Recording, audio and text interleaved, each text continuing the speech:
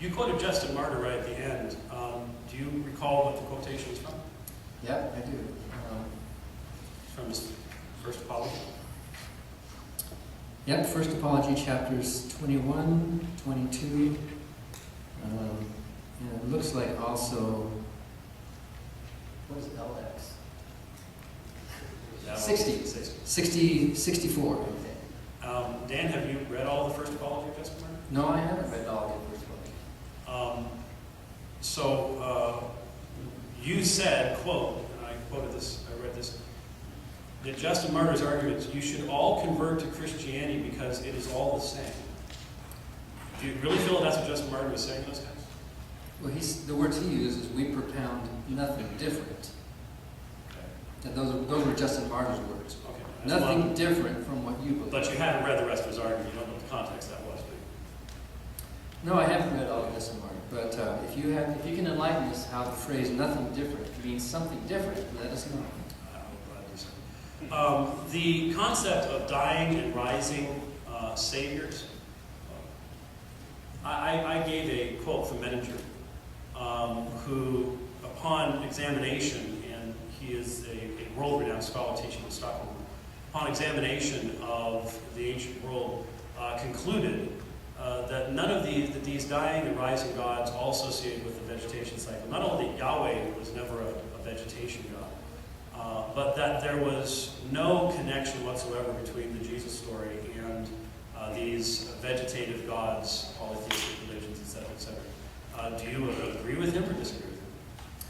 I agree that Christianity introduced some new elements to theology. Otherwise, we wouldn't have Christianity. I think they were pretty creative in what they did. They were good at marketing as well, although a lot of them got killed for it. But that's true in all religions. But the New Testament makes these allusions to planting the seed in the ground. The seed must die, and then it must be brought up again. We do have allusions within the New Testament itself, but those people were also aware of vegetation cycles, that Jesus himself would have to die and then rise again. So when you're writing historical fiction, you're using fiction, like James Michener, let's say, writes his books. He puts a lot of good history in there, but then he elaborates on it. He's emulating. He's taking the history that those people would have known at the time and then making a new story on top of all that. So I'm not surprised that Christianity has some special, different theology and uniqueness to it, but all religions can make that claim. But would James Michener allow himself to be nailed to a cross for failing to deny his historical fiction? I don't know. We'll have to ask him. He might. He might actually defend I don't know. his fictional stories enough. Okay, all right, thank you. Well, if any followers of Michener years later were to believe actually that he was the Savior, that some of them, in all religions you have followers who are willing to die for their hero, whether he was historical or purely legendary. Thank you. Mr. Barker, you now have 15 minutes for rebuttal.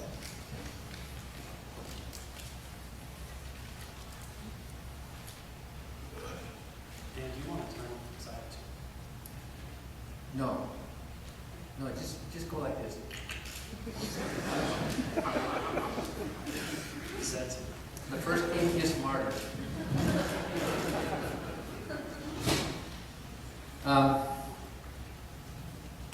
Well, I started rebutting, actually the last thing I said was rebutting what you had raised in your statement about external confirmation. And when someone is writing historical fiction like the New Testament was, it was fiction within a historical context. You wanted the readers to know, oh yes, there was a Jerusalem, yes, there was a Rome, yes, there was a Herod, yes, just like James Michener would say, yes, there was a Stalin, yes, there was a Hitler, yes, there was a Hawaii. But the stories within that historical framework, those stories are made-up stories. Now, I'm putting aside for today's debate the notion of whether Jesus existed historically or not. Skeptics and atheists are not in agreement on that. There are many who think that when Mark wrote his first gospel, there actually was another of many self-proclaimed first-century Christ figures who thought they were the one. There was a Judas the Christ. Josephus writes about that, and he gives more space to that Christ figure than if he wrote about Jesus than he gives to Jesus. There was an Egyptian Jew Messiah. There was a man named Theudas the Christ. So there may have been a self-proclaimed Jew who thought he was the Messiah. And there have been many after that as well. And his name might have been Yeshua or Jesus. But when the Gospels were written, they were not written as biographies. When you read them, they're not biographies. They are theologically motivated. They take one little story. There's almost all these biographies of big heroes in the past, like Hercules or Alexander the Great. They put in one or two childhood stories just to say, hey, we should have known. He was really special. And of course, Mark does the same thing. He puts in a childhood story, and there's this idea that, Jesus should have been known, and he was prophesied. But the stories that these gospel writers came up with were fictional stories based on history. It should not surprise us in the New Testament to find actual history. It doesn't surprise us to find a missioner. Actual history. The characters and the stories are elaborations on that. Now, you misrepresented my position on natural explanations. And for the record, I did not say that the naturalistic worldview rules out miracles. In fact, if you read my book carefully, I go out of my way to say that miracles may have happened. I say that very clearly. What the historical method does is it doesn't rule out miracles. History, being the weakest of all sciences, it's a legitimate science, and working with probabilities to a greater degree than other sciences. History, in order to work, has to make an assumption. The assumption might be wrong, but historians have to make an assumption of natural regularity over time. We have to assume that the laws of nature today worked the same as they did then. We have to assume that if somebody says an alien appeared to them in their backyard out of thin air, we have to assume that, well, that's probably very unlikely to have been true, right? We make those assumptions. So my point, and I go out of the way to show in this point, that history doesn't rule out miracles. What it does is the assumption of natural regularity over time limits history to what it can actually know. History is the wrong tool for examining miracles. Maybe the miracles happened, but you need some other tool. It'd be like looking for extrasolar planets with a microscope. You're not going to see them because you're looking through this lens. And history is that lens of a microscope that is so limited that you have to assume that the plays of Shakespeare did not just magically appear on the table in front of him because somebody said so. We assume regularity over time. That is not an a priori naturalistic rejection of miracles, and that's always been my position. As a sort of knee-jerk, casual position, I will say, yeah, miracles don't happen, but I could be wrong. The burden of proof on showing that I'm wrong is on your shoulders, and you cannot use history as your tool of showing that that the miracles happened or did not happen. Because it's always, there are always other explanations. For example, exaggeration, misinterpretation, lying, outright fraud. Those explanations, however unlikely they might seem, are at least more likely than that the laws of nature were violated. Quirinius, by the way, you're wrong about Quirinius. I studied a lot and worked with, Richard Carrier probably, the scholar Richard Carrier, has written an exhaustive analysis of Quirinius. The problem here is that Matthew reports that Jesus was born under King Herod, who died in the year 6 BC. Luke reports that Jesus was born under the census by Quirinius, Herod died in 4 BC. Quirinius became governor of Syria in the year 6 AD. So there's a 9-year gap in there. There was no year 0. There's a 9-year gap in there where Jesus had to have been born here or here and later. Quirinius became governor of Syria in the year 6 AD. Before that, we know where he was. We know what he was doing. He was not, in fact, Syria wasn't even a part of the empire. It didn't even need a census at the time, before 6 AD. So there's a contradiction in the New Testament about the dating of the birth of Jesus. And of course, we don't have time to go into all the references on all of that, but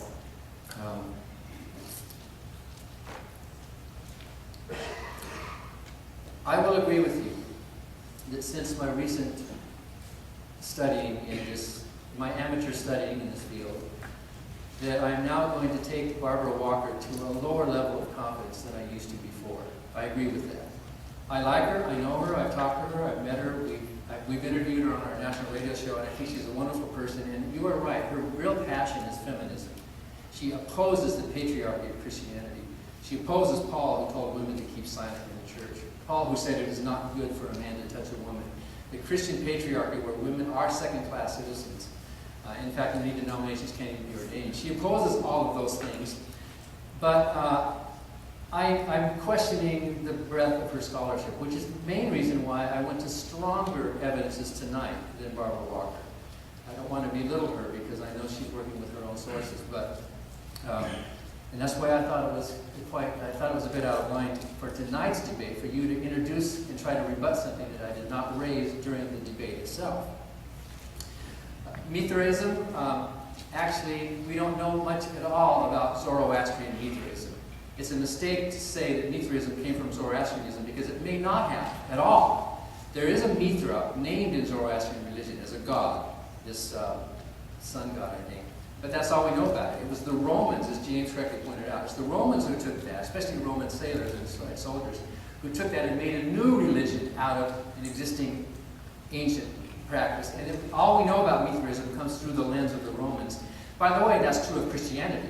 All we know about Christianity comes through the lens of the Romans. We don't have any first century Aramaic sources. We don't have any actual historical records of what went on there. We are looking at Christianity through the lens of a foreign government. But we do know that within the Roman world, there are inscriptions of the slaying of the bull showing the 12 signs of the zodiac and showing 12 events in the life of Mithra as the Romans viewed it, which is probably not what the Zoroastrians thought. And we do show that the birth of Mithra, that Mithra that the Romans believed, occurs in the same spot as the winter solstice. At that time in history, this winter solstice was December the 25th. And then we see it moving across the top of the cave. We see these inscriptions. So that's a bit tenuous, but it does show a connection between the birth of Mithra, as the Romans thought of it, and the date of December the 25th. And besides, you're right, it's beside the point, because the early Christians didn't even celebrate Christmas. There's no command to celebrate Christmas. They didn't think it was on December the 25th anyway, and there's debate among the churches. The early Puritans never even thought we should celebrate Christmas at all. So there is some connection with Mithraism, but I admit that Mithraism is not the strongest argument to use to show the pagan precedents to Christianity. Some of the other ones I gave tonight are much clearer, much stronger, much more relevant to the writers who wrote the Gospels. So in James' statement, he did agree that there were stories or myths of dying and rising gods. I'm sure he doesn't believe they actually happened. I don't think James believes that Caesar Augustus was born of a virgin in the god Mars. I don't. Do any of you? But some people did. And there were proclamations, there are documents that predate Christianity. But at least James is admitting that those stories were in existence, and the likelihood that an educated writer, like people who wrote in Greek, because most of the people were not literate, somebody like Mark and Matthew and Luke and John, the likelihood that they would have been familiar, especially in that part of the cosmopolitan part of the world, that crescent there where exchange of cultures was clashing and they were from all over the place, the likelihood they would have been familiar with those stories is extremely high. It'd be extremely blinkered to think that these Christians just suddenly sat down and were just writing in a vacuum, ex nihilo. So, I've gone through rebutting the basic points that I thought I needed rebutting during your opening statement. Wait, one more thing. Yes, Jesus, in many ways, was unique. But so was my three little donkey story. It's unique. No one's ever had a story like that. So is Mormonism unique. Mormonism, when you think about it, think about how Mormonism has attracted so many people because of their special message. There's nothing like it. You can show the pagan precedents to Mormonism. You can show Christian precedents to Mormonism. I'm sure nobody thinks that Joseph Smith just dropped out of nowhere and just suddenly, we all know it was a fraud. We know it was phony. We know he was using the beliefs of the people of his time, dressing it up in the language that they would find acceptable, bringing in Christian precedents and so on, and building this new religion. And if it's true that where there's smoke, there's fire, well, look at the success of Mormonism. Does the worldwide success and impressive growth of Mormonism, and they were willing to become martyrs for their faith, does that prove that the angel Moroni visited the hill Cumorah in Palmyra, New York, and gave these gold tablets that nobody seen. Does that prove it? Of course not. We're all healthy in our skepticism about that story, unless there's a Mormon here tonight. Is there today? I know there's some ex-Mormons here, so there's one in the front row there. I just found out from Steve Benson, by the way, that there's actually an Arabic island called Comora, and you know what the capital of that island is? Moroni. And Joseph Smith would have known that at the time. He was pulling the wool over people's eyes, right? Well, you know, Mormonism's unique. Yeah, great. It's a wonder, you know, and people have changed lives, and they're good people, and they have a sense of community, and they're moral, ethical people, right? But Joseph Smith did not talk to the angel Moroni in the hill Gomorrah. Jesus did not go up to a mountain and get transfigured and see these resurrected bodies of Elijah and Moses. He did that. Those things did not happen. You can claim they happened, but a healthy skepticism that I think all of us in this room have requires that we back up and say, wait a minute, am I that gullible? These people that I don't know much about from a period of time when I'm not really sure how to interpret what they wrote, I'm just going to take it as historical truth. The historical truth in the New Testament is background truth. The story of Jesus himself, the actual stories of, and in fact many of the things that he said, which, seek and ye shall find, was said by the Delphic oracles. There's a lot of these things you can find out by the Greeks a lot more. The story of the widow's mite, that story had already been said centuries before by the Delphic, by the woman who was supposedly inhaling those gases and getting visions from God, upon which entire civilizations based their strategies. That was a big deal back then to get these words. Other stories that had predated Christianity, do unto others actually had been said earlier, at least by the Jewish Rabbi Hillel, and it had been said earlier, of course, by others. Not that Confucianism affected Christianity, but Confucius came up with an even better way of saying it. Don't do unto others that which you would not have them do unto you. So I think in rebuttal to James's opening statement, we can show that we can grant James a lot of ground. We can grant him some uniquenesses within Christianity. But so what? We can do that with all religions. I don't think we can grant him the high level of historical certainty or probability of certainty that he seems to think we should attach to the New Testament because it's his personal favorite religion. Thank you, Mr. Barker.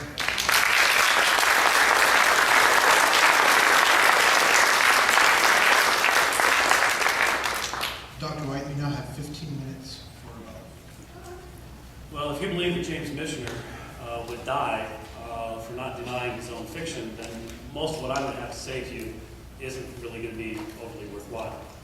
I think it is very obvious that there is a fundamental difference between the stories that are presented by the gospel writers and those of the myth writers of the ancient world. We have had it asserted that the gospels are historical fiction. We have not had it proved. Assertion is not the same as proof.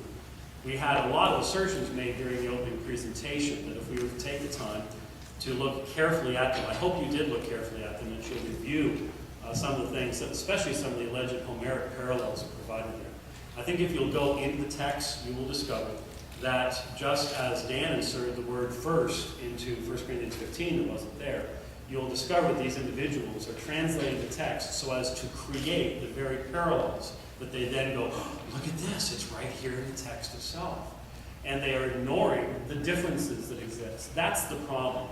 You have here the idea that monotheistic Jews who had for centuries suffered under various rulers prior to the coming of Christ and were always found to be reprehensible to people around them because of their monotheism, because of the fact that they rejected the pagan religions around them. And in fact, what were the prophets always going after them about? But their failures in that very place. The Baals, the Ashtaroth, which were fertility gods, the dying and rising god stuff. Here, in the intertestamental period and up to the point in the time of Christ, that has become burned into their national self-identity. And so what we're being asked to believe is that these writers, and it's amazing to me, I debate John Dominic Crossan, and these writers are ignorant men who are unlettered and know almost nothing. Now we're being told, oh, they knew Homer, and they knew Roman religious history, and they knew this mythology. These people knew more than almost any person today who doesn't have a degree in religious studies. And they could draw from all of these different things I still want to know which one were they drawing from. Was it the Romulus story? Was it the Homer story? Was it Dionysus? Was it Mithra? Was it Osiris? Which one of these many contradictory stories, all coming from a completely different worldview, are they actually drawing from? That's what I'd like to know. It's real easy to do the scattergun approach and say, well, they're drawing from this. This is a scholarly debate. There's something that you should be asking each one of us. Prove it. Don't just give me an assertion. Prove it. Prove that these individuals had resources like this.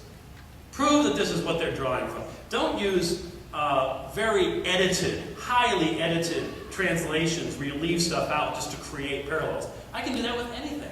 I could find a book by Dennis McKinsey, and I could accuse him of plagiarism by doing the same thing to his text. Why? Because they're talking about similar things. That doesn't mean that there is any dependence between the two at all. Let me tell you what Luke said about his gospel.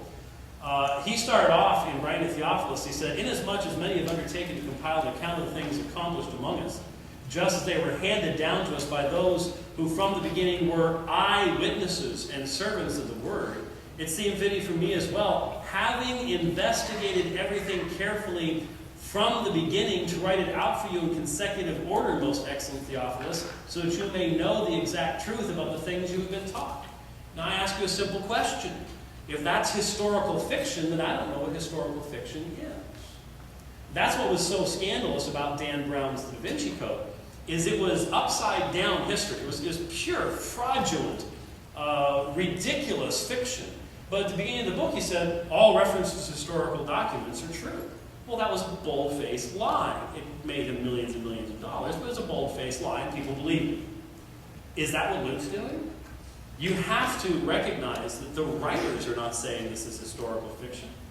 The writers are not saying, oh, I'm going to put some nice stories together for you to convince you that my God does more miracles. As I pointed out, the very miracles found in the New Testament are not meant to demonstrate that in the first place. And Mark, of all the writers, has the least interest in those types of things. And so the fact of the matter is, the texts that are being attacked here, and it is an attack to say that these are historical fiction when the writers never say anything like that. They say the exact opposite. You're saying that they were lying, that they were creating something. In fact, an entire genre that I would challenge Dan to demonstrate existed at the time. He said these aren't biographies. Actually, I know many scholars would say this fit perfectly in the realm of historical biographies of the day. So the texts themselves, if you're not familiar with the texts, then you might buy some of this. The more familiar you are with the text, it makes absolutely no sense. In the same way, I would challenge every single one of you. Go to ccel.org, look up Justin's First Apology, read it for yourself. He said exactly the opposite. His argument in that point was, you are killing Christians, but you're not killing these people who believe these things. But then he goes on to say, but what we believe is different because it's true. And in fact, we don't have a God like your God, who commits parricide and is himself a one who commits parricide, who then is killed by someone else. And your sons of God do all these things, and we don't do these things. He specifically draws the contrast. It is gross misrepresentation of Justin Martyr. And I have read him, all of him, and I encourage you, just do it. Don't listen to what I have to say. Go read it for yourself. You will discover that Justin Martyr argues the exact opposite. What he's saying is, you Romans are being inconsistent to kill us Christians when you yourselves do these things. He's not saying we're all saying the same thing, become a Christian, anything that Dan misinterpreted Justin Martyr's statement to actually say. Take the time to read it. I've read Justin Martyr, his dialogue with Trypho, his second apology, things like that. Take the time to find out for yourself. You'll discover it's a commonly misapplied text. He's not the only one who's done it, but it is found in a lot of atheist books, and its context is completely different. So, just a couple of other things here. He said that I was wrong in my representation of him in regards to a citation from Godless. I was simply citing the book, and I will confess, I continue to be in utter shock. It's the first time in almost 90 debates that I have debated someone in a scholarly debate where they have said it was absolutely unfair for me to quote them from their own book. As I said at the beginning, I wish people would quote me for mine. That would mean that they actually took the time to find out what a person believes. And I am very appreciative of the fact that Dan says, you know what, maybe that long quotation from Barbara Walker, need to move that down or something. I think that's a good thing, and I commend him for that. And I would hope that the next edition, this edition only came out a few years ago, as I recall. Isn't it fairly recent? Godless? 2 years ago, okay. Well, what came out 2 years ago is fair game in a scholarly debate in regards to what a person is going to believe. I find it fascinating that the entire presentation didn't draw from the same sources. And all that did was increase the number of self-contradictory sources. Now we have at least 16 to 20 possible sources that these Galilean fishermen are drawing from to create the story of Jesus, to convince monotheistic Jews who hated all of this stuff to become Christians. Is that really a meaningful historical argument? The terminology that was used by Dr. Dan Wallace and his co-authors in the book Reinventing Jesus, and I don't believe that Dr. Nash used that, but excellent work on this very subject, the Gospel in the Greeks, that would demonstrate the fraudulent use of parallels in historical research. The term parallelomania, I think, was illustrated perfectly in those slides, where you had, for example, people got in boats, and people fell asleep in boats, and people got scared in storms in boats. Well, yeah, that happened. Does that demonstrate a parallel? I mean, if you go on the internet today, you'll find all sorts of people who will tell their stories about the last cruise they went on. And guess what? There will be all sorts of absolutely identical language. There will be stuff like, oh, the food was great. And there will be stuff like, oh, the food was horrible. They must have been on the same cruise, right? No, obviously not. Oh, the ship rocked so much I got sick. Well, that's a common one. Does that mean they're all on the same ship? No. This kind of parallelomania is utterly invalid from any logical or rational perspective. The question you have to ask yourself, given the nature of the Gospels and the context in which they were written, what is the background and source of the stories of Jesus? Is it not Second Temple Judaism, Tannaitic Judaism, the Judaism of the Second Temple? Is it not the Greek Septuagint? Is it not the prophecies of the Old Testament itself? Is that not more than sufficient? Is that not what the sources themselves say? Then from whence comes this desire to come up with something else? Especially since, as Dr. Nash has argued, as far as critical scholarship is concerned, this parallelomania was put to bed 50 years ago. It has been resurrected primarily through the internet. Folks, the internet's a wonderful thing. I spend too much time on it myself. But when it comes to sober scholarship, it's not our best source. And when I look at movies like the Zeitgeist movie, is that really a sober, sound source of information? Or might somebody have somewhat of an axe to grind? I think they have an axe. The New Testament documents do not present themselves as historical fiction. The only reason that I believe Mr. Barker views it that way is what he himself said in his fourth argument in his own book. And that is, since these documents include the miraculous, they are ahistorical. Now, he's expanded on that. They are ahistorical. Well, how is that being used by Mr. Barker? Well, they don't have the same historical value as something that would be written by a good naturalistic materialist, because they believe in miracles. So God is locked out of his creation, and if he does anything that actually impacts history, that's not historical. Do you see the presuppositional nature of that argumentation? That was my whole point. It creates a presupposition. We all have our presuppositions, but the naturalistic materialist has his presuppositions and may be so thoroughly wed to them that he does not even recognize them when they cause circular argumentation, as they do in this situation. The historical evidence is that the Christian message was derived from the first few decades of the first century. That its first adherents were Jews. That they were not seeking to, they did not intend to, they were not utilizing any kind of pagan mythology as the foundation of their presentation of Jesus. It would have gone against everything they believed. It would have gone against everything of the people they were seeking to convert and to bring into the Christian faith. And any kind of parallelism is either falsely constructed or is based upon the reality that religions talk about similar things.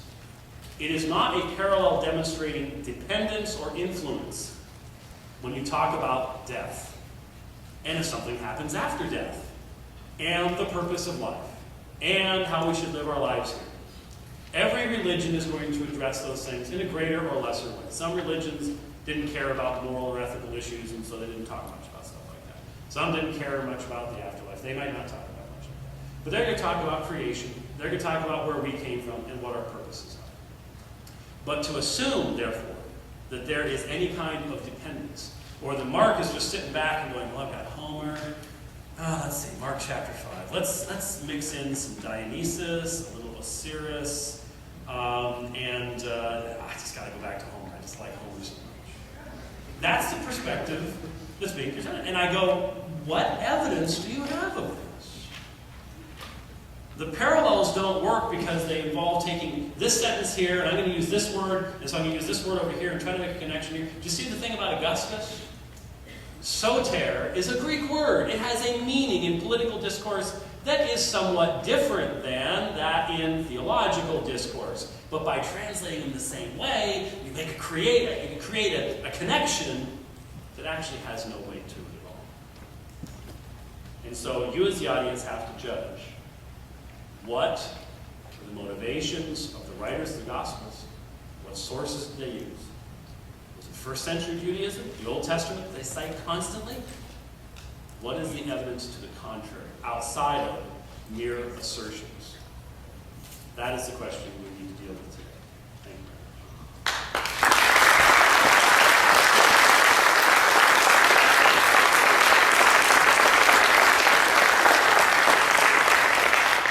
Thank you, Dr. White.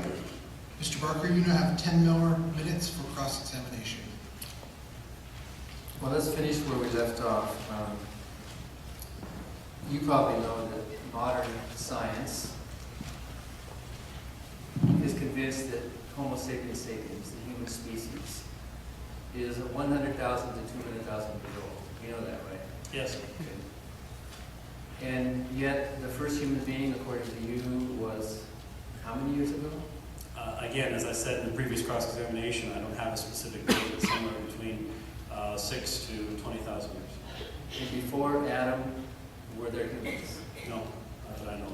What were they? Again, I didn't know we had changed subject to Because there's a point- creationism and evolution. I'd be happy to engage you on DNA evidences and things is like that a that. question? What does this have to do with the... Was that a question? I'm asking you a question. I'm asking I'm what this has to asking do a with the question subject. here, James. Yes. This is a format here. Right. I can demonstrate the relevance of it. Please do. Do that. Please do. So, before, but you didn't answer the question. What was here before Adam and Eve? Humans or what? I do not believe there was anything before Adam. There wasn't. So you're on record here saying that there was no human species, or I believe that God created man, yes. about 20,000 years ago. So, Okay. I've said the same thing so many times, I'm becoming repetitious. I have not given a specific... So the Egyptian civilizations that, and evidence from archaeology and paleoanthropology of human existence on this planet that long preceded that by at least 100,000 years. Let's be generous and say it's only 100,000 years. So Jesus came 2,000 years ago. The last what? 98% of human history had all these myths and religions. And my Native American tribe was on this continent long before Jesus or even Judaism. We were at least 12,000 years ago, long before that. So all these myths and all these ideas, this God who cares so much about humanity finally decided that 2,000 years ago, just a blink of an eye ago, the human race was important enough to send his son to die for. Yeah, that's exactly the argument that, of course, is presented by Christopher Hitchens, which I've responded to many times. And of course, the Christian message is that God created Adam and Eve upright, and that He revealed Himself to them, and that they rebelled against that revelation that was given to them, and that the purpose that God has had ever since then, not only was He forming His people, but He was demonstrating His just righteousness in the fact that man loves his sin and continues in his rebellion. It was not just 2,000 years ago that God decided to, quote-unquote, do something about it. As you know, the Christian message is that Jesus came at the exact time that God had foreordained that He would. And so it was not just, oh, I think I'll do something about it now. I wasn't caring about this beforehand. The Christian message is that God has cared from the beginning, and that all of that prehistory before Christ was a part of what prepared the world for the ministry of Christ and the proclamation of the gospel. So my ancestors who lived on this continent 12,000 years ago, all of them are in hell. They were sinners. Any person who rebels against not only the revealed will of God, but the revelation that God places within their own hearts. I don't care which ancestor you had. If you strapped an MP3 tape recorder to them and judged them solely by the judgments they made of others, every single one of them would be found guilty. Not one of them had even heard of Jesus. Not one of them had a chance That to doesn't have anything to do with what I just said. So you can be saved without knowing about Jesus. Where did I say anything even close to? Well, then are my ancestors all in hell? Yes or no? If they died as sinners outside of faith in God, yes. So some of them could be in heaven? If God revealed Himself to them, How would He do that? well, I thought it was you might want 2,000 to years ask the ago. Ethiopian eunuch. He picked Philip up and transported him to him to proclaim to him the gospel. There were all sorts of things in the Old Testament where God revealed Himself. How did Melchizedek know that there was one true God? We're not told.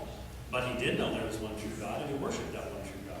But outside of faith in that one true God, no person can have forgiveness of sins. Joseph Smith told the story about the angel Moroni and gold tablets and all that. Do you believe that story?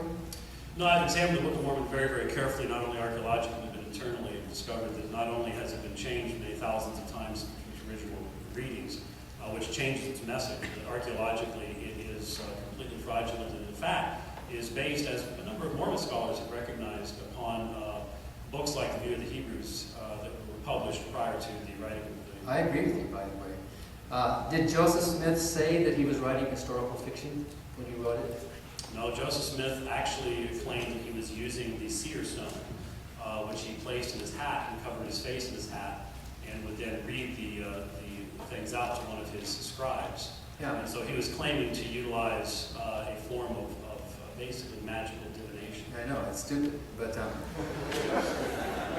it's how some of us feel about the magic stories in the Bible. But my point is that you said the New Testament writers did not make the claim that they were writing historical fiction, that they were claiming they were writing something actually true. Didn't Joseph Smith make the claim that what he was writing was actually true and not Well, historical let me fiction? respond first to the gratuitous comment that you made. There is a fundamental foundational difference between what you call magical stories in the New Testament and the use of cedar stones that Joseph Smith had dug up and used to search for buried treasure. So that is a misapplication of that. Mormonism was the first religion that I engaged in. I've been debating their scholars for a long time. So.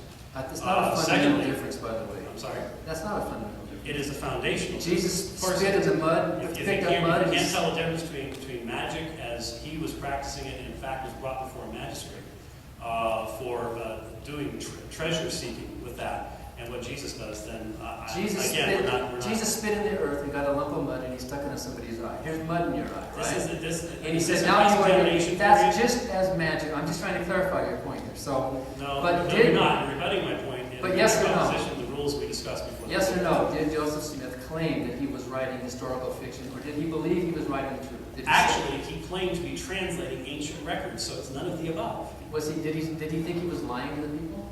I don't have any idea what Joseph Smith thought. Okay, well, we do know that human beings have a tendency to create stories that they want to pass off as truth, that they're no way going to claim that they're writing historical fiction, right? We know that human beings have that tendency. It's happened in ancient mythology. It's happened in other religions. It happens today, right? So what makes the first century gospel writer exempt from that proclivity? Well, as I pointed out very clearly, their very own words demonstrate. Luke said, I have investigated this carefully so that you may know the exact truth of what you're being told. Well, so did Joseph Smith. That's not a question, so you're breaking the rules right and left. I'm glad to break this rule. Okay, well, I Sue me. can see that you are. But But that is the resource that you have to go to.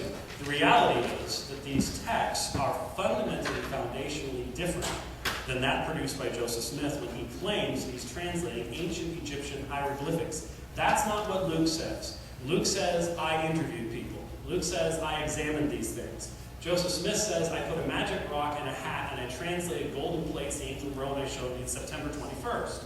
There is a fundamental difference between the two. I can't make you accept that, but I think the audience sees the difference. Luke said that he examined previous writings.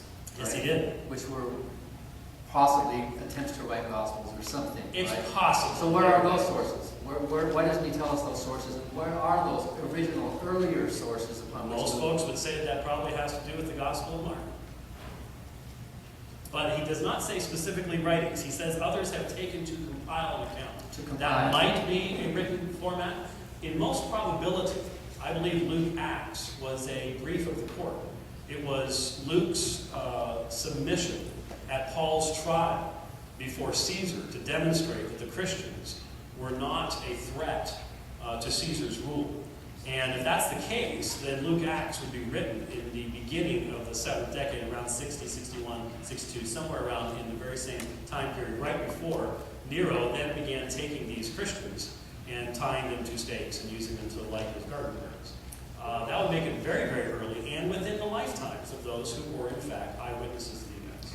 You asked me for proof of a connection between pre-existing mythological stories and the gospel stories. And yet I think you agree with me that history has to deal only in probabilities. Tell me what you would accept as proof. Do you have proof that my 3 little donkeys was based on the 3 little pigs? Don't historians have to look and compare and do analysis? Tell me what you would accept as a proof. And by the way, Homer's MacDonald's book was not an internet thing. This is careful scholarly research. Look it up. I encourage you, as James did, to read this as well. It's fascinating. Yeah, check the translations. You'll discover Yeah. that it is Well, he gives- grossly. Have you read this book? Yes, I've had it for years. Okay, well, he gives translations. He gives Greek words. But my Exactly, point, and I can read the Greek that he's translating, and I see the fudging in the use of the text. my point, though, is to ask you, what would you accept as proof? If you're asking me to prove it, then tell me if I have to. What would you accept as proof? Your question is representing what I even asked you. I said if you're going to say that these authors utilized these sources and give us proof that they even had access to them, that any of these religions were even prevalent in that particular context. And so the question is based upon a false foundation. What would I accept as proof? For what? For direct plagiarism of some of these things? Something more than biased translations that ignore the foundational differences between the two documents. Thank you both. We will now take another brief 5-minute break.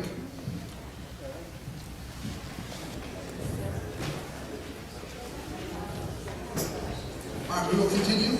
At this point, Dr. White, you have 10 minutes for cross-examination of Mr. Barker. Thank you, Ken. A few questions here. I'm somewhat hesitant to ask, given the source, but Dan, on page 271, and you've said this a couple times in debate, so maybe this is what you mean, maybe it'll clarify, I don't know.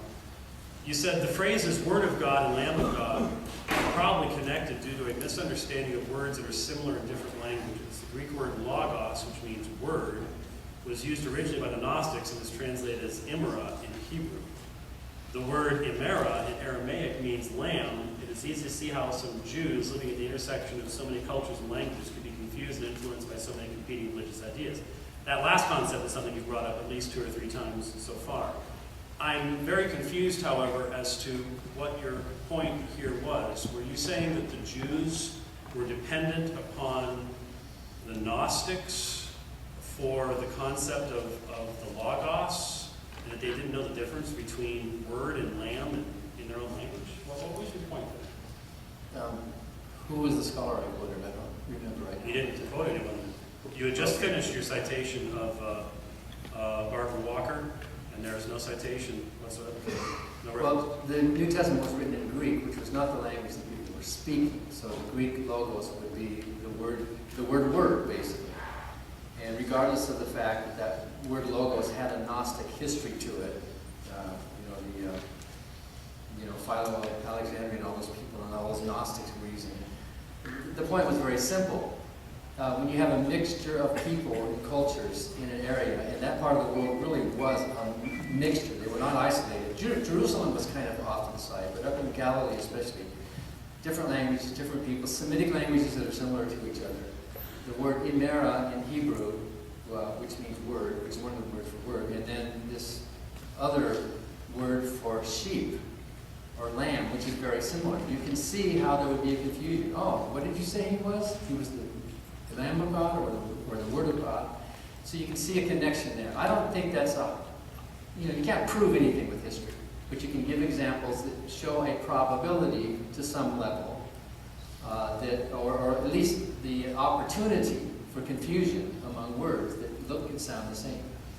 Except the word of God in the Old Testament is davar, so that they misunderstand davar versus imera, and in fact it's a different word for sheep in Hebrew. So you're combining two different languages and not using the standard term, and that would confuse them, so they didn't know the difference between land and word. Yeah, because somebody in Aramaic or another language would translate from the Hebrew into their language, and they would use the word that sounds like sheep. And then when it came back again to Christians or to others who were looking at that, you can see the potential for misunderstanding. You said that the Gnostics were the first ones that originally used by the Gnostics. How far back do you think the Gnostics go? What did I say? The Greek word logos, which means word, was used originally by the Gnostics. It is translated as imra in Hebrew. It's actually translated by davar. And the Gnostics come after Christianity, and Philo came after, same century as Christianity. So I was completely lost as to what the point was, because historically none of those things are true. Well, in any event, that word logos was used by Gnostics and others. John started his gospel with that phrase, the logos, the word of God. In archae logos, the beginning, in the beginning was the word. So it's showing that there is this salad, this mixture of things. And Gnostics, some scholars put Gnosticism way, way, way earlier than you, way in the early part of the first century. In fact, who were the guys who wrote the Jesus Ministries? Not that that's a great book. I don't think that's a great book, all right? Gandhi and Freak. Yeah, exactly. And Beijing. Who claimed that, in fact, the very first Christian church was a Gnostic church. I don't know all the basis of that, but we do know that scholars and experts are disagreeing with each other about these things. So, unlike what you say, demanding 100% certainty of proof for things, what we can do is throw out enough evidence to show that, hey, look, just like today, people confuse and get mixed up and they create new ideas, and the ideas are swapping around and there's misunderstandings. Like in that movie, The Life of Brian.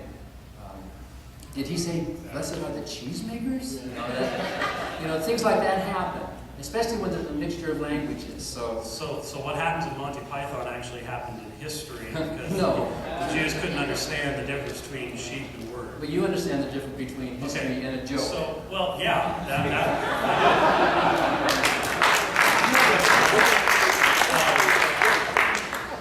I do.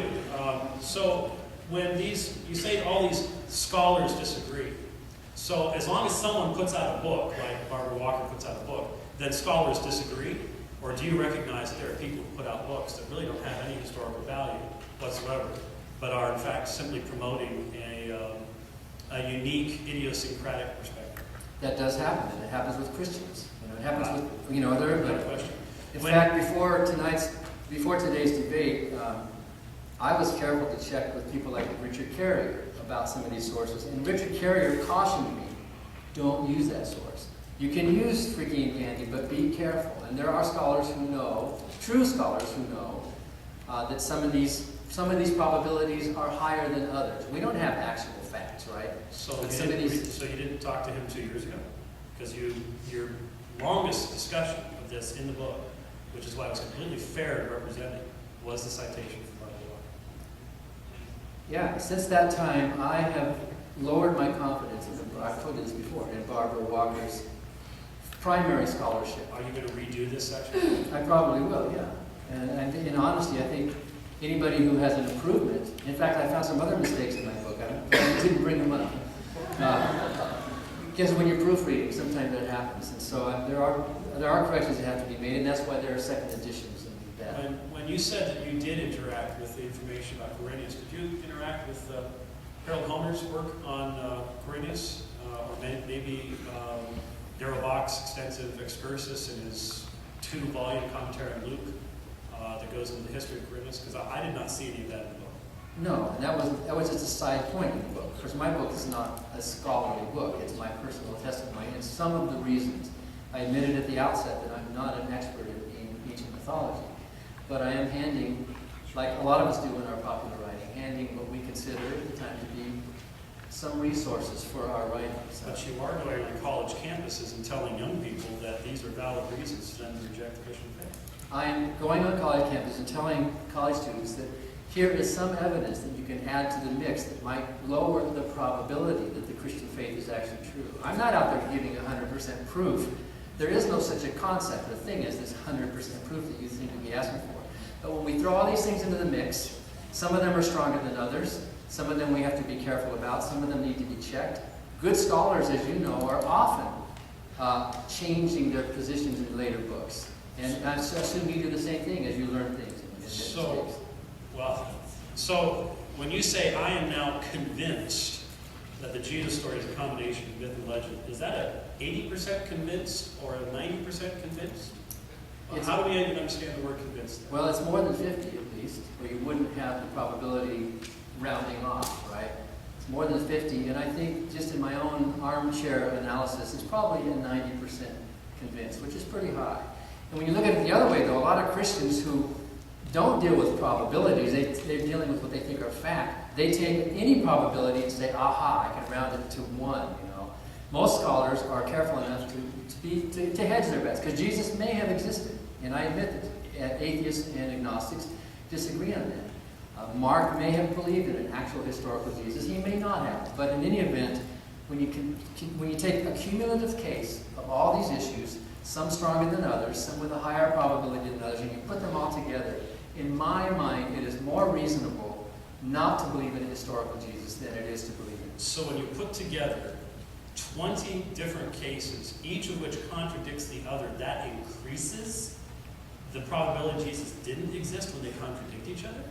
Yeah, because the one that you add that he did exist is even a smaller percentage. Do you see? Well, I'm not arguing that they all have to be You true. put them all on the same level, even though they all contradict each other. Well, I'm not arguing they all have to be true. What I'm saying is, as long as there do exist viable naturalistic explanations to some level of probability or other, as long as those have not been ruled out conclusively, then it is irresponsible to jump to the conclusion of the historicity of Jesus, which is just one of many hypotheses.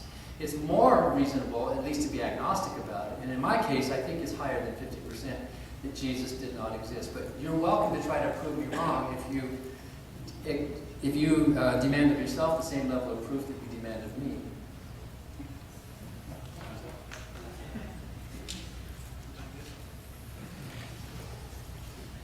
Thank you. Mr. Barker, you now have 10 minutes to close your case. Well, this is perfect because I wrote for my closing statement here that it seems to me that James has raised the bar of proof to an impossible level. He demands that we skeptics have to prove and connect the dots exactly. That Mark actually was reading Homer and he said, aha. He's demanding that level of proof from us. You'll never get it. In history, you will never, ever get anything near that level of proof. Even with Abraham Lincoln, we don't have 100%. We have a very high level of proof, but with Abraham Lincoln, we have multiple sources of actual documents and letters he wrote in that. But no historian would say Abraham Lincoln existed with 100% proof. We would say it's a 99.98% probability, and let's go with that. In fact, all sciences are like that. So I think James wants to have his cake and eat it too. When it comes to examining the truth values of Christianity, he rounds it off. He takes the gospel writers as if, well, let's take them at their word. He doesn't do that with Joseph Smith, but he does that with Luke. Because, why? Because he's a Christian and he likes the message of the gospel. So let's round off Luke and say, see, Luke was an honest historian. Why? He had no reason to admit that he was writing or fudging in history. He didn't quote, of course, those earlier compilations that he was referring to. And his whole double standard here is not fair for a debate. If we skeptics have to be dismissed because we can't prove anything, then we're all dismissed. Christianity cannot prove a thing. Look at this. This is the church. This is the steeple. Open the door, and... Okay, so what's wrong with that picture? That's, of course, not approved. What is it? Did you see the paganism in that? The steeple. The steeple is not a Christian symbol. The steeple comes from pagan ideas, the Egyptian obelisk and others reaching up to God, humans reaching up to God. And in fact, some of those steeples and spires were phallic symbols to pierce the heavens so that it would rain to impregnate the earth. There's no steeple in the New Testament. And I think James would even agree steeples are not necessary for Christianity. I think he would support me on that. It's just a later thing that happened that we're sort of accustomed. And yet a steeple on a church building is a pagan symbol. I'm pretty sure James agrees with me that later Christianity, at least from Constantine on, was in the habit of borrowing from paganism. The whole idea of the clergy, the whole idea of these clerical vestments, the whole idea that we should wear a coat and a tie when we're in the house of God. All these things that come. In fact, I just read, where is it? George Barna and Frank Viola's book, Pagan Christianity. These are devout Christians. George Barna is I guess, evangelical. I disagree with his theology, but I respect his honesty, showing how at least the modern church, much of what we do when we do church, comes from paganism. A lot of the stuff, the early Christian church, if it existed, didn't have any of this stuff. So at least we have to admit that Christianity at some level has borrowed from paganism in many different ways. And my question then is, what makes the first century believers exempt from that proclivity to borrow, right? Were they somehow a new breed of people who had no faults? Were they somehow suddenly just out of nowhere, suddenly they just got the truth in a vacuum? Is it imaginable that they did not know any of the Greek or Egyptian or Canaanite or Mesopotamian or Persian ideas that were floating around at the time? Is that impossible? Of course not, especially the ones who were educated enough to write books like Luke, or especially like Mark, the first gospel. Mark was written earliest, as you all know, and Matthew and Luke patterned to a large degree their gospels upon Mark. I agree with you about Dan Brown. I do remember reading in the preface or the front page that he admitted to certain facts, but he said the rest of it is fictional. Maybe I should go back and read the book. It was a good read, but really it was a bad. In fact, this whole thing about Jehovah, I thought was laughable. Did you read that thing about how the word Jehovah came from? Jehovah's not even a word in the Bible. It's just a mistake because of misplaced vowels that were put in the consonants between Yahweh. There was a lot more I could have said. I could have given more examples. And as the further you go in MacDonald's book on the parallels in the storytelling, they're not exact. And MacDonald admits that some of these are stronger than others and some of these are weaker than others. Just like my Three Little Donkeys story isn't an exact parallel, but you see it, or Romeo and Juliet in West Side Story. I could have talked about this ISIS cult, a direct first-person account of an initiation in an ISIS cult in which the congregant undergoes a simulated death and resurrection involving baptism by water. And he calls this phrase, he calls it being born again, which grants eternal salvation. And this was an emulation, not a copy of Osiris, who definitely was an incarnated God. He judges the dead and so on. We can find all sorts of these parallels floating around at the time. Christianity may have had a unique story. The flying spaghetti monster has a unique story, right? Christians might think it's so special that somebody died for our sins. And by the way, that word soter is important. Modern Greeks say soter, but scholars say soter, the Savior. Because when Mark wrote his gospel, he said, this is the beginning of the gospel. Just like with Augustus. This is the beginning of the gospel of Augustus, who was this God-man, who was a Savior. Savior could mean many different things. It could be an earthly Savior, like Cyrus was called the Messiah because he was an earthly Savior of the Jews who were looking for an earthly kingdom. In any event, to see that same word used in a different context, admittedly, it's a different context, but you still see the same wording and the same phraseology. I think that is a very strong clue. It's not a direct proof that connects the dots, but I think James is wrong to so quickly dismiss all of these amazing parallels that we see. We know there were many pre-Christian Christ figures, and by the way, Christ is not a name. And even in the 2nd century, references to Christ, they don't refer to Jesus. Suetonius didn't refer to Jesus. Tacitus did not refer to Jesus. A lot of these later supposed evidence for Christianity don't name Jesus, they name this Christ figure. And there may have been Christians in Rome, but that doesn't mean they were followers of Jesus. There were other people who were Christ followers. There were other self-proclaimed Jewish messiahs who were the anointed ones, the Christs. So the mere mention of a Christ isn't necessarily a mention of a historical Jesus. We know there were virgin births or divine births. We know there were births that were prophesied before then. We know there were miracles and healings and exorcisms done by people before the Christian story. We know that there's 3 stories at least of Dionysus changing water into wine. In one case it was a spring of water that suddenly changed into a spring of wine. Many of them were put to death and came back to life. Many of these people were called sons of God. Many of them were called the Soter, the Savior. Some of them brought peace on earth. What is the Pax Romana? It's a peace on earth, but of course you know it's a military peace. And even in the Bible, the word peace in the Old Testament was a subjugating kind of peace. There will be peace when all my enemies are either killed or turned into slaves. That's the kind of peace they're talking about. So there's little doubt in my mind, although I can't give you 100% probability on it, and nobody can, and no Christian can give you 100% historical probability of the truth of Christianity. There's little doubt in my mind that Christians today are worshiping a pagan God. And there's nothing wrong with pagan. The word pagan is just, the pre-existing myths in that. There's no doubt in my mind that what Christians think is so special, well, it has some specialness. West Side Story is special. Nobody thinks that Juliet broke into I feel pretty back in Shakespeare. Nobody thinks that actually happened because it's a modernization of Shakespeare's work. And so there are some stories about Jesus that, whoa, they're special, they're different, isn't that amazing? But all religions can say that. We skeptics, we humanists, we atheists, we agnostics, we agree with you believers. We reject the truth of Osiris. We don't believe that Augustus was born of a virgin. We don't think that Romulus was prophesied to bring a kingdom on earth. We reject all those things. We think those are exaggerations and wishful story writings by the people who wanted to elevate their particular point of view.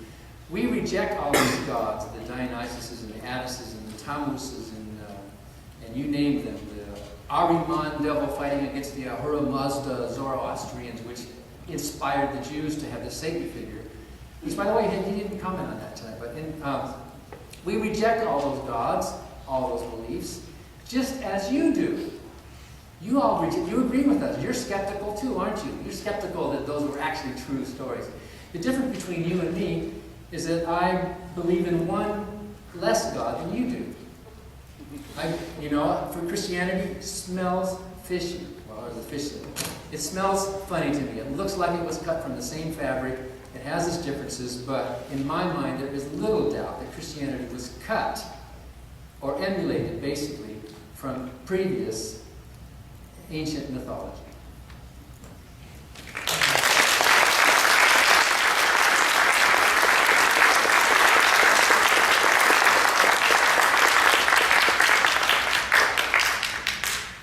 Dr. White, you now have 10 minutes for your closing argument. There is a fundamental difference between the Christian who believes in a creator God that gives to us meaning and purpose, makes us in his image, and the idea that, well, we just believe in one less God than you do. While Dan has used that argument many, many times, I likewise have demonstrated the fact that on a philosophical and truthful level, it is a very bad argument. It is not a matter of just believing in one less God. It is believing in a universe that has no design and no direction and no ultimate meaning, resulting, as we noted in our last debate, that we are all nothing more than cosmic rocketing. So that last argument, I think, really needs to be put to rest. We were told that Christians today are worshiping a pagan God. Monotheist, creatio ex nihilo, creation out of nothing and into nothing. No cyclical vegetative cycle. That's a pagan God. Oh no, I just developed into that. What has been the evidence that has been given to us? We've had a lot of assertions, but what has been the evidence that has been given us? We are told that I'm demanding too high a level of proof. So when someone takes the affirmative in a debate and says that Jesus was a myth, and I ask, okay, you're saying that these writers were using these sources, could you at least demonstrate that those sources have some consistency to what the writer is attempting to accomplish? I mean, he's trying to get monotheistic Jews to believe in this Jesus, and so you're telling me that he's using pagan stories to do that. I find that absurd. Why is that not absurd? Is that too high a level of proof to ask? When people draw the Mithra example, shouldn't you be able to prove that Mithraism was known in Israel at that time? Osiris, Isis was just presented to us. The very religions that the Jews hated the most of all, the Egyptian religions. Oh, they would use those as the parallels to draw these things in to bring you in. I'm sorry, that's not history, and that's not rational thought. There's a prejudice involved here, a deep prejudice involved here. Who has the prejudice? He accuses me of using double standards about Joseph Smith. I have studied Joseph Smith's writings in depth. And you cannot look at Luke and find the Book of Abraham. The Book of Abraham, in the Pearl of Great Price, that Joseph Smith claimed was actually written by the hand of Abraham himself upon papyri. That is actually from the Egyptian Book of Breathings, the Egyptian Book of the Dead. The papyri were found, we've translated them, we know what they are. He never got a word right. Well, he did translate the word the into about 43 different English words, and the was in there. So I guess you can give him that one. But we have examined the evidence, and Joseph Smith was not a prophet. He claimed to be translating these things. He had the gift and power of God. He could not do so. There is no parallel to Luke. Luke is not writing historical fiction. It wasn't even a genre he would have been familiar with.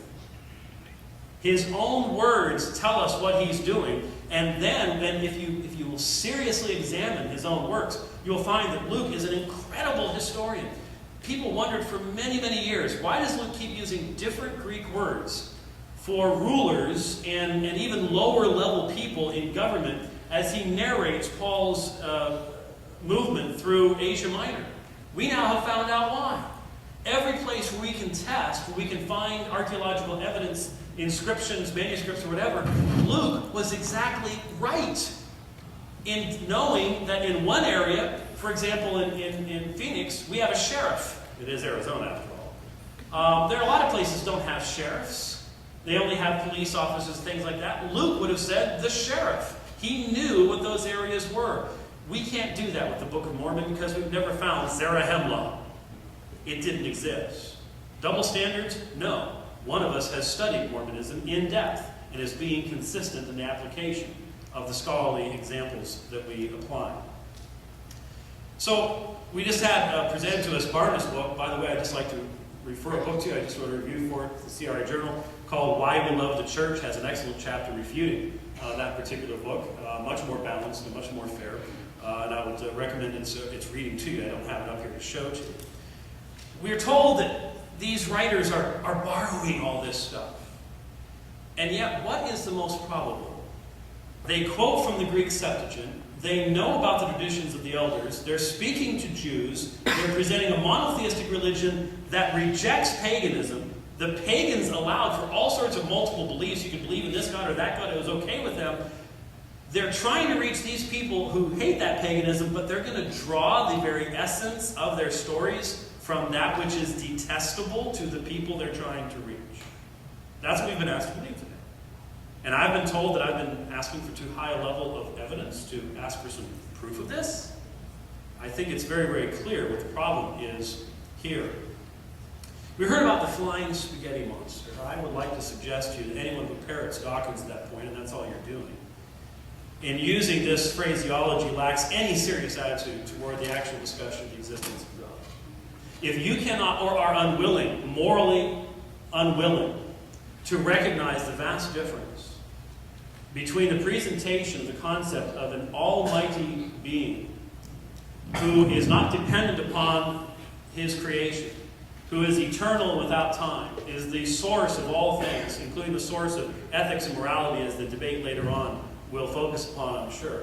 If you can't see a difference between that and the historical evidence of that being and what he's done in history and the flying spaghetti monster, then you have not yet even begun to engage the debate. Now, I would highly suggest that you might want to do so simply on a matter of being truthful. You claim to be a rationalist, then think reasonably. The use of that, which Dawkins is rarely rational when it comes to being fair in regards to Christian faith. We are told there may have been Christians in Rome who were not followers of Jesus. I want you to think about that one for just a moment. What does that require you to believe? That some of these previous quote-unquote messiahs in Israel had developed such a following that those followers had gone to Rome, and that then becomes the source of this Christ figure. And that, in the midst of you having, in the text of the New Testament, letters clearly demonstrating they're written in the 4th and 5th decades, including going to Rome, that talk about Jesus. So you have, critical scholarship recognizes Paul existed. They recognized he believed in this Jesus person. He wrote to the church at Rome at that very same time. You have that level of documentation, and yet we just heard it said, well, yeah, there might have been Christians in Rome, but we don't know they believed in Jesus. Where is the historical soundness of that kind of argumentation? I would never use that kind of argumentation against someone's position. Why is it being used now? Think about this. You are the judges of this debate. There's no one sitting here who's going to render judgment. Only you do. Is that a sound argument? We just heard Dan equivocate. Oh, there are lots of virgin births or divine births. That's not the same thing. And a God in a physical body having union with a woman is not a virgin birth. What were the purposes of these virgin births? In every single instance, it was the male God getting his gratification. That was not the purpose of the virgin birth. That was not the application of the virgin birth. There is no logical, no reasonable person who understands the Christian message from the very beginning and understands its biblical nature would ever look at this and think, oh, look at that, parallel.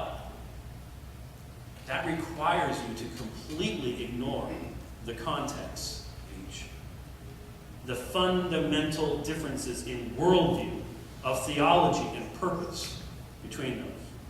And once you start doing that, all bets are off. You can find a parallel to anything. You can find a parallel to anything.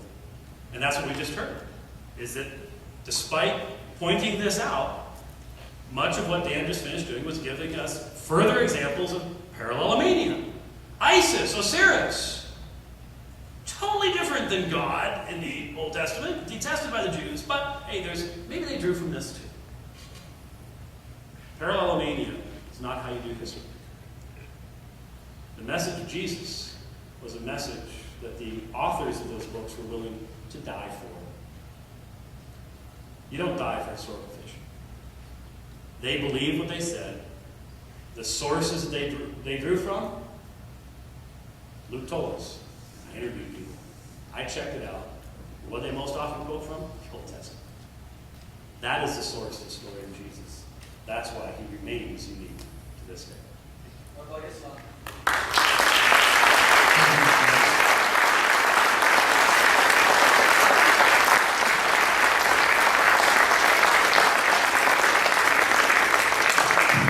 take a very brief break to just prepare for the question and answer.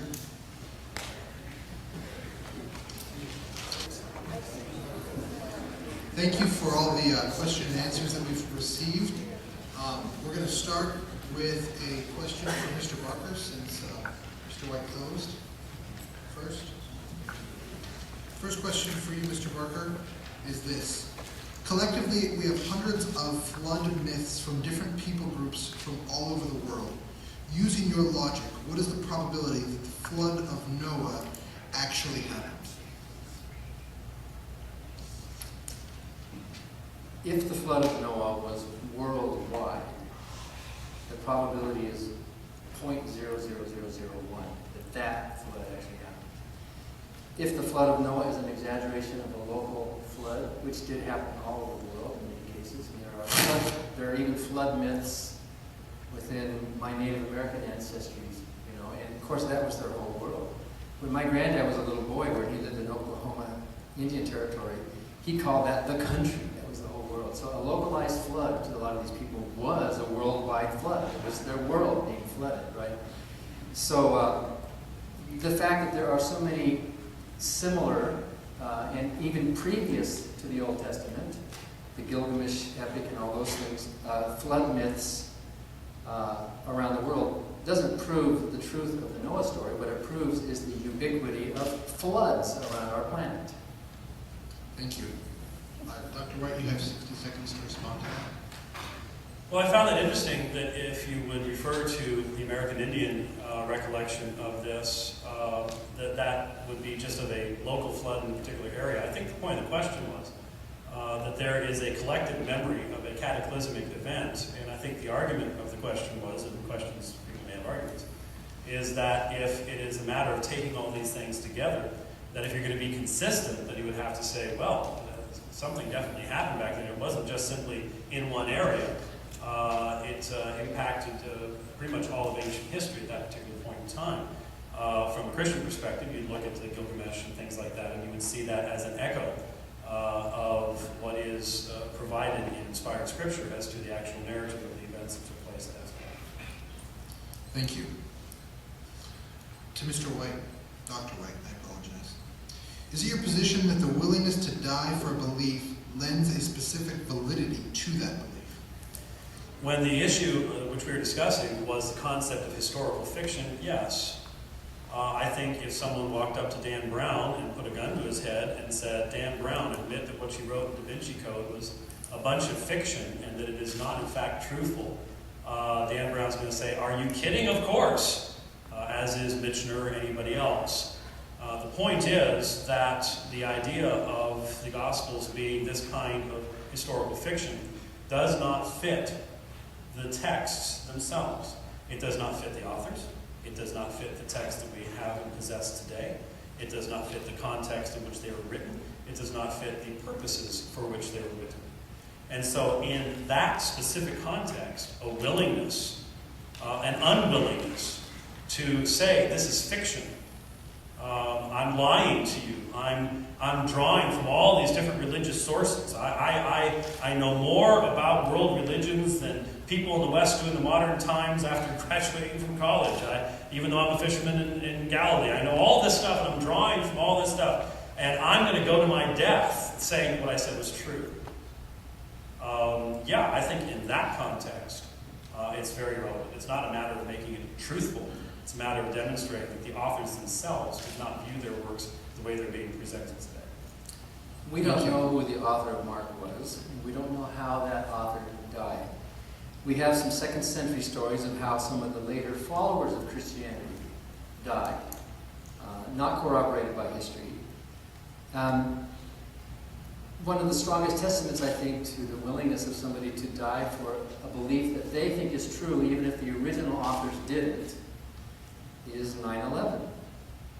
They were willing to put their lives on the line. They probably were smiling and singing to Allah when they did this good deed. They gave their lives willingly for the goodness of their God. That's crazy. We all think that is nuts. We all think that is dangerous. You can't use martyrdom as a proof of the validity of the intentions of the minds of the authors of the original documents. Now you tell me how Mark died or even who he was and how we know that with any level of probability at all. So martyrdom is a proof of faith and devotion, but it's not a historical proof of the fact of the document upon which that faith is based. Thank you, Mr. Barker.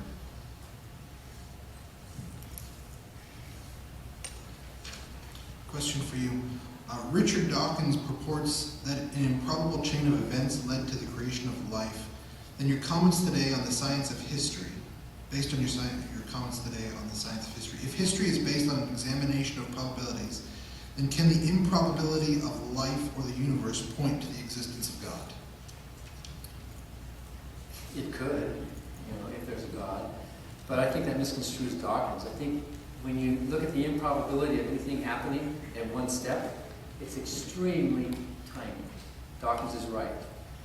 But if you add those up over a long period of time, the evolution of the eye, for example, there was no point back there where they said, oh, look, a change happened. Oh, look. There was no way you're going to notice a change happening in evolution. So over very long periods of time, these probabilities don't multiply, they add up. If you multiply probabilities, of course, you're going to get less and less and less. So it's a misconstrual to think of probabilities in that term. What's the probability that I'll, pick the right number between 1 and 100? Pretty low, right? But what if I get 1,000,000 chances? Pretty high. So probabilities can be extremely low, and yet with the repetition over a long period of time, you can see that, in fact, it would be a true miracle if I did not pick the right number. It would be a true miracle if these probabilities did not, over the vast periods of time, change and improve. In fact, some evolution goes backwards. Some evolution goes to extinction. A lot of it is, 99% of it is a failure. Nobody's directing it. But for those of us who survive, we are the benefits of those laws of probability. And I think it's because we don't have an intuitive concept in our own brains about the law of large numbers. We evolved kind of with smaller, we can think in hundreds of thousands or so, but the large numbers to us don't seem intuitive, so it seems improbable when actually Dawkins shows that you can climb Mount Improbable. Dr. White? The problem is that the neo-Darwinian micro-mutational evolutionary model that Richard Dawkins promotes has been severely undercut over the past 15 years, especially the Genome Project has demonstrated that it is not by one small change that change takes place. In fact, for many things, you have entire gene complexes that have to change. We've discovered that, for example, you can have a change in a base pair that will not affect anything whatsoever. Sometimes it'll take 10 or 15 changes to change a single gene action. And so what you really have is a system that is moving forward on its own inertia at that time. There is so much solid reason to reject what Richard Dawkins has to say. I read his book fresh out of college and detected those things even then. It's amazing how long that kind of stuff keeps going on. But we are talking about myths today, and they take a while to die. Thank you, Dr. White. He's a good debater. Dr. White, why is it that naturalism is not a valid option in interpreting history on whether or not the Jesus story is cut from other ancient mythologies? What I said was that Mr. Barker, as a naturalistic materialist, is very wedded to his worldview. And that in the fourth argument that he presented on that page in Godless, that in essence it seemed to me that he was dismissing the Christian sources as having historical value because of the element of supernaturalism that is in them. He has attempted to clarify that, which I appreciate. But the fact remains that the vast majority of atheists, even though we possess a body of documents that we know come from the first century, that we know come from the very context in which Christianity came, they are the last things we look to for the answers as to what the origin and source of this entire story, this movement was.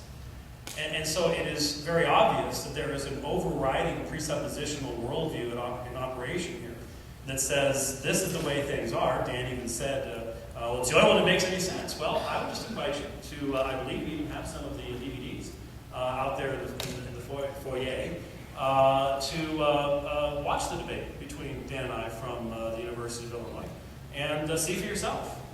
Judge for yourself whether that actually is something that is consistent or not. But it was an application specifically to the argument that was being made at that juncture. Thank you, Dr. White. A metaphysical naturalism, whether I have it or not, or perhaps even just a methodological naturalism, is irrelevant to whether history itself is a valid tool for examining violations of natural regularity. I was careful in my book to point out and to repeat today that if miracles happened, and we can't rule them out, maybe there's some things we just don't yet understand. Savages in the Amazon might think that, I shouldn't call them savages, sorry, because they're very ethical, good people. But they might see one of our TVs and say, that's a miracle, not knowing what's going on. So yeah, we might be surprised today to say, oh, somebody can walk on water. Oh, actually a virgin can conceive and without any DNA from a human father, And by the way, I was not equivocating by saying virgin versus divine births, because some of those divine births were from women who were not virgins. They were married women who got impregnated by a god. I was not trying to say there was a difference there. So, our time's up? All right. Dan, Given that you believe that Mark was copying Homer and others, why is it that people of that time period didn't recognize this and accept it as historical fiction? Well, Mark was not copying Homer. He was emulating Homer. In the same way that West Side Story is not copying Romeo and Juliet, right? It's taking a previous idea or a cluster of ideas and working with them to create a new work of art. The author of Mark was educated. His Greek was kind of crude and rustic, I understand. I'm not a Greek expert. I can barely translate the New Testament from Greek using a lexicon, but I don't pretend to be an authority on that. But at least I do read that Mark's Greek was, on the one hand, kind of crude, but on the other hand, quite brilliant in the way he was telling this story. It really was a beautiful work of art that he was putting together. I don't think Mark was expecting that all of the readers would have known, aha, he's copying Homer. He probably expected that educated readers would know that. He probably expected that other people who were trained as writers in Greek, who were literate, would probably see that. Just like I assumed that you would see the Three Little Pigs. I knew that the culture that we live in. But I don't think that was important to him. I think he was just using the template of the day for him to say, look, our God is at least as good, if not, and it's sometimes even better than your God. Dr. White? On page 272 of Godless, Dan says the Jesus Ministries was the original Jesus, the pagan God, makes a compelling case that the original Christians were indeed Gnostics, and the story of Jesus was invented by Hellenistic Jews in Alexandria as a mystery play patterned after the Osiris Dionysus mystery cults, and was not to be taken literally. Which is it? Which is it? Well, he's patterning himself after Homer. Actually, he's borrowing from Romulus. Actually, it's Osiris Dionysus, and it's the Gnostics, even though most scholars, the vast majority of scholarship sees them coming after Christianity, and they are the ones that are changed by Christianity, not the other way. Which one is it? They're all contradictory. And why are these being embraced in light of the obvious fact that we have a clear, non-contradictory, doesn't take special pleading of the New Testament in Second Temple Judaism? Thank you. Dr. White, even if we were to agree that the Jesus story was not deliberately copied from other naturalistic religions, why can we not conclude that the authors subconsciously were influenced by these stories and writings that they may have perhaps not read but heard? Well, again, what would be the stories that these people heard when they were growing up? Paul, you can at least argue Paul in Tarsus would have had at least some exposure to paganism, though as an observant Jew he would have hated it and wouldn't have done that voluntarily. But the other writers, where are you going to get this idea that in the observant Jewish homes of Galilee or Judea, that the stories that the young people were hearing wasn't the Maccabees, it wasn't the prophets, it was Dionysus or Isis, and that somehow when they heard those, instead of finding those to be repulsive, they're attracted to them, so they include them. Not just one person, but multiple writers. I find that to be an amazingly long stretch that exists solely in the face of, again, clear, understandable, consistent evidence in regards to what the background of the Jesus story is that has not been challenged. We've had no challenge that the background of the Jesus story is first century Palestine, Tannaitic Judaism, the Greek Septuagint, the prophets, the writings of the Old Testament, and Pharisaism, the Sadducees, etc. There's no challenge to that because there can't be any challenge to that. It's a historical reality. Thank you. We do have direct, clear evidence that James is wrong about this from the Old Testament. The Jews indeed were in the habit of following after what they called false gods. They embraced paganism. They knew it. In fact, much of the Old Testament is dedicated to combating that exact tendency within the Jewish people to be attracted to these Baals and the gods of Canaan and the Shamash from the Mesopotamians and on and on. Those people had that tendency. Does it surprise you that some Jews in the first century would still have that proclivity, that what you might call a weakness of mind, but others might call an openness and liberality of mind? Your argument about it being such a despised thing doesn't hold water when you see in your very scriptures that those very people who went to those very temples in Judaism were actually quite familiar with and exposed to and eager to embrace those other pagan gods. Thank you. Two more questions, one for each speaker. Mr. Barker, given that there are similarities, why does that necessitate or prove that Christ or the New Testament was not accurate in what it reported? Well, and again, there's that word proof again, right? And I think James agrees with me that history is a matter of probabilities. I think he does. Our difference is that his probabilities are high in his mind on the Christian evidences, and mine are low. But it's still, nobody has any proof of any of this stuff. We do have documents, we can read documents, but how do you interpret those documents? That's not proof. In fact, the interpretation of those documents is exactly why there are so many different Christian denominations, each one of them proving to you with the same Septuagint, the same New Testament, reading it, splitting off into different interpretations, some of them killing each other over those different interpretations. So it's not that clear, James. I mean, if you're coming from within your particular theology, it's obvious to see everything else out there as pagan and wrong, right? But all groups do that. Every Christian denomination can open the Bible, and they can say, look, our theology is the right one. Here's what it says. We can prove it, all the others are wrong. So there's this sort of, I've been accused of having a bias. I think James and other believers here today have a sort of a cheerleading bias, because you've already brought in, you've rounded it up. You've rounded all these probabilities up to a certainty in your mind, and now let's cheer rah, rah, rah for my faith. When, yeah, well, I'm not opposed to rah, rah. I think we should rah, rah for atheism. I think it's and humanism are eminently superior to Christianity, and I'm on record cheerleading for that position as well. And I admire you Christians who rah, rah for your faith. Thank you. I would simply invite you to look at the debates we have done with individuals who represent these alleged other positions that are just as capable as Orthodox Christianity is defending itself in the text of Scripture, and find out whether that's true. It just blatantly is not. I was just said to have just completely missed the message of the Old Testament.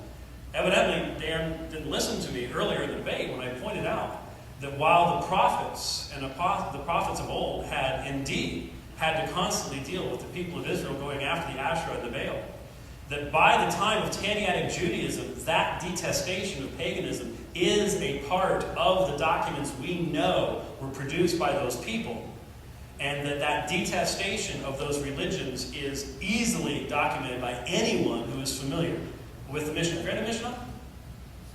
Mishnah? Gemara? I don't Talmud? read Hebrews. Okay. Look at the sources yourself. You will discover that that is the case. Thank you. And for our final question, Dr. White, can you use anything outside of the Bible to support your assertion that God is not a mythology? Furthermore, is it possible that the writers of the New Testament lied as you contend that Joseph Smith did when writing the Book of Mormon? Couple of things. We have multiple authors writing at multiple times to multiple audiences. They would have to somehow, and this is where all the conspiracy theories come up with, they would have to somehow conspire together to come up with the message that they are presenting over the course of numbers of decades without anybody finding out about it. Joseph Smith was writing in a very short period of time, and we can actually demonstrate that he messed up at one point. He took a certain number of pages, somebody had lost them and had to quote-unquote translate them, and ended up coming out differently. But there is no parallel, once again, between multiple writers in multiple places, writing to multiple audiences, and Joseph Smith claiming to use a magic seer stone to translate the Book of Mormon, or his power as a prophet and seer revelator to translate the Book of Abraham, whatever else it might be. The first part of the question, I really don't understand. I'm not saying God is not a mythology. I'm not sure what the question is asking. Do I use anything outside of the Bible? Well, I obviously believe all of creation testifies consistently to the message of Jesus Christ and the message of God as the Creator. All of creation testifies to that, and that's why I see the Christian worldview as being so consistent. But I don't make the creation superior to God's own revelation found in Scripture. Jesus didn't do that. I attempt to be consistent in following after his example and the example of the apostles, who always placed the revelation of God in Scripture first and foremost. over against our experience of anything else. Let's see what James just did. He rounded things up again to one. The question was, is it possible that the New Testament writers were liars? As an honest scholar, if you are such, you have to admit, yes, it is possible. You don't believe it because of your research, but yes, it is possible that they were liars. In fact, they made exaggerations and mistakes. John said these things are written that you might believe. He was admitting that there was rhetorical purpose behind his writings. He said, there are so many things that Jesus did that it would be impossible for all the books in the world to contain them. That's wrong. That's an exaggeration. That's a lie.